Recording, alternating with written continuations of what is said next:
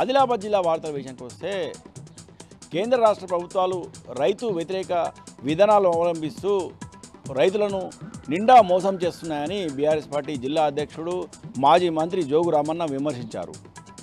జిల్లా కేంద్రంలోని BRS party కార్యాలయంలో జోగు రామన్న ఈరోజు మీడియాతో మాట్లాడారు. ఎన్నికల సమయంలో కాంగ్రెస్ ప్రభుత్వము రైతులకు ఎన్నో హామీలు ఇచ్చిందని, ఆ హామీలలో ఏ ఒక్క హామీని కూడా నెరవేర్చలేదని ఆరోపించారు.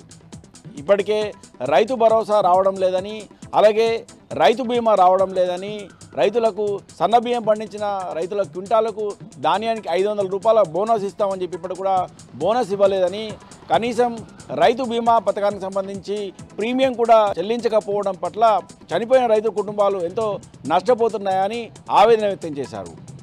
జొన్న పంటకు సంబంధించిన డబ్బులు కూడా రైతుల ఖాతాలో ఇంతవరకు కూడా జమ కాలేదని, బీఆర్ఎస్ ప్రభుత్వ హయాంలో మాత్రం రైతులకు ఇచ్చిన హామీలన్నీ నెరవేర్చడంతో పాటు రైతు సంక్షేమం కోసం ఎన్నో పథకాలు ప్రవేశపెట్టిందని పేర్కొన్నారు.